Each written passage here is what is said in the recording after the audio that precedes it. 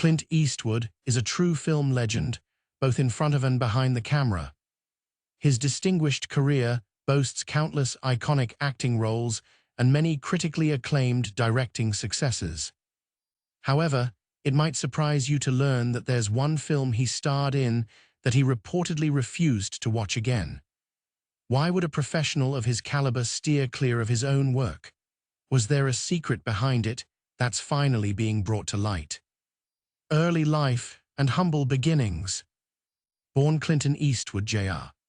On May 31, 1930, in San Francisco, California, Clint's younger years were shaped by the tough times of the Great Depression.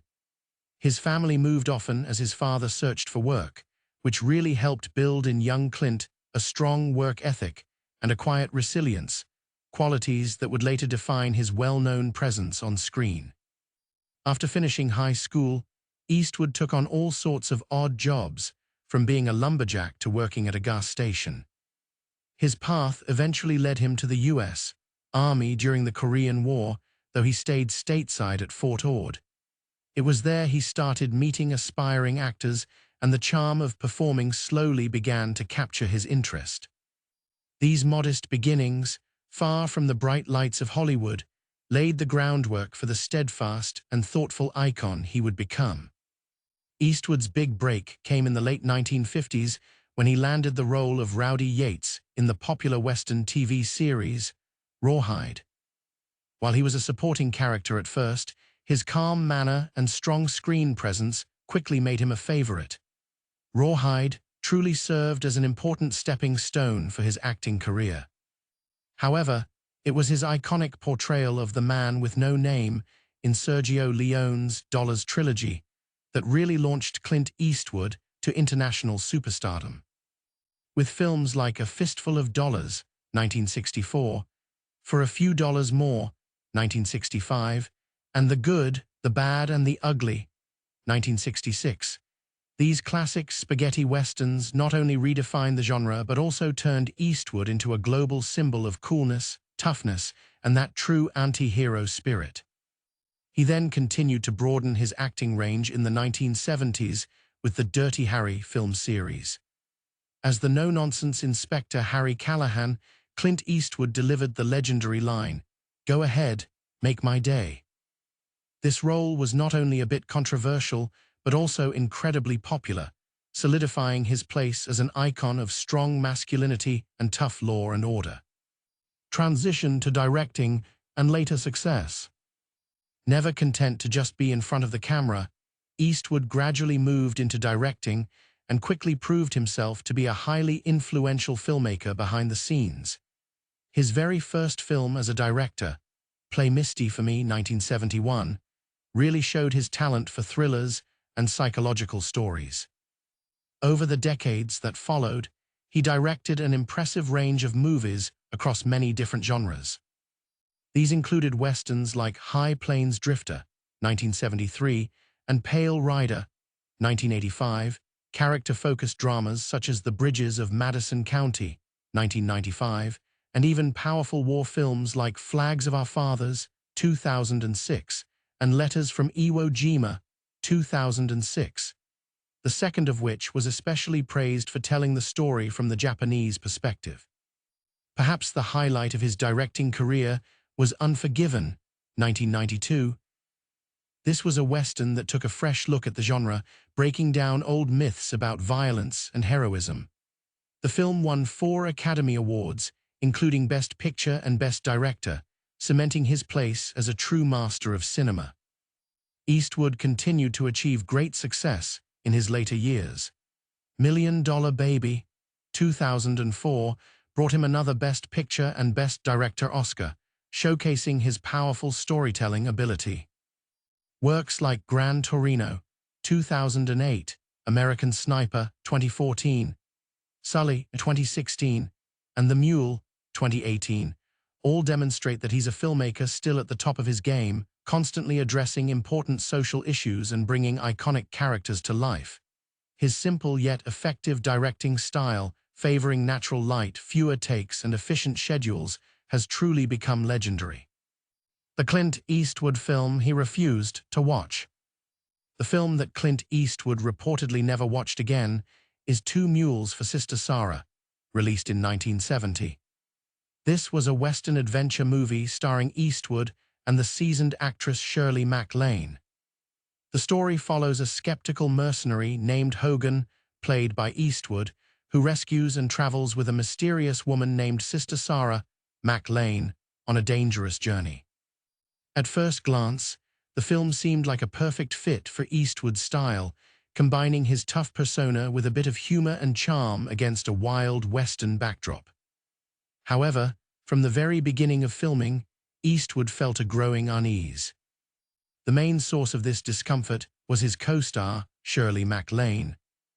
As a forthright and thoughtful actress, MacLaine's working style was completely opposite to Eastwood's more laid-back, instinctive approach. Eastwood preferred a minimalist, quiet intensity, while MacLaine was more dramatic, assertive, and often made challenging choices. Their clashing personalities led to frequent disagreements on set. Eastwood once described it as one of his most difficult working relationships, even calling the filming experience unpleasant. Another reason for his dissatisfaction was the film's tone and direction. Although directed by Don Siegel, who would later become a frequent collaborator of Eastwood's, the film tried to mix traditional Western elements with a humorous, quirky tone. Eastwood felt the film lacked the toughness and moral complexity he preferred. The unexpected twist that the nun was a disguised prostitute seemed forced and lessened the emotional impact, leading Eastwood to believe the story went nowhere, that it just didn't make sense. The final reason for his reluctance was that the film represented a transitional period in his career. At the time, Eastwood was still working for studios and directors who didn't quite understand his full potential. He was still just a hired hand. He hadn't yet gained the full creative control he would have in later films like High Plains Drifter or The Outlaw Josie Wales. Watching Two Mules for Sister Sarah today might remind him of the frustrations and compromises of that early transitional period, a time he probably prefers to put behind him. Personal life and relationships. Beyond his illustrious film career, Eastwood also made a notable mark in politics, serving as the mayor of Carmel by the Sea, California, from 1986 to 1988. While often associated with conservative viewpoints, his personal philosophy leans more towards libertarianism and individualism, with strong support for personal freedoms, environmental preservation, and the arts. Eastwood's personal life has been just as complex, with several relationships that garnered public interest. First marriage to Maggie Johnson. They married on December 19, 1953. Maggie stood by him and supported him through the uncertain early years of his career. This marriage lasted over 3 decades, but faced considerable strain due to Eastwood's numerous extramarital relationships. They separated in 1984 and finalized their divorce a few years later, with a reported settlement of $25.30 million. Their 2 children are Kyle Eastwood, born 1968, a talented musician and jazz artist, and Allison Eastwood, born 1972, an actress, director, and producer. Long-term affair with Roxanne Tunis, a stuntwoman and dancer. This relationship began around 1959 and lasted until about 1973, kept carefully private. They had 1 daughter named Kimber Lynn Eastwood, born 1964. Kimber was largely out of the public eye, raised by Tunis, and reportedly supported privately by Eastwood. She has also worked in the entertainment industry as a makeup artist and producer. Turbulent relationship with Sondra Locke, an actress. Their relationship began in 1975 and became widely known and discussed publicly. They had a strong personal and professional partnership, becoming a Hollywood power couple. They co-starred in several memorable films like The Outlaw Josie Wales, Every Which Way But Loose, and Bronco Billy. They lived together for over 14 years, 1975 to 1989, but the relationship ended bitterly in April 1989. Locke later wrote a memoir detailing the relationship, accusing Eastwood of manipulation and betrayal. This bitter breakup marked a turning point in his public image. Other relationships while with Locke, notably Jacelyn Reeves. Reeves was a flight attendant, and their relationship took place in the early 1980s, kept secret as neither was a public figure. They had 2 children, Scott Eastwood, born 1986, a well-known actor with roles in The Longest Ride, Pacific Rim Uprising, and Suicide Squad, and Catherine Eastwood, born 1988, a writer and actress. Scott did not use his father's last name for many years and only acknowledged the relationship as an adult. Reeves raised the children largely out of the public eye. This relationship highlights the increasing difficulty of maintaining Eastwood's private boundaries. Second marriage to Dina Ruiz. Dina was a former television news reporter. They married on March 31, 1996, which was seen as a rare step, reflecting a more traditional commitment from the actor.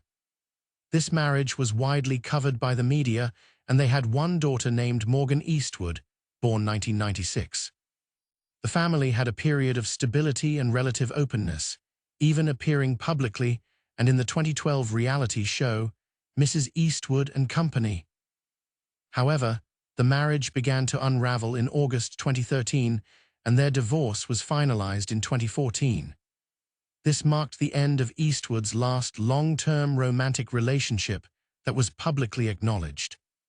For decades, Clint Eastwood has rarely commented on the film Two Mules for Sister Sarah.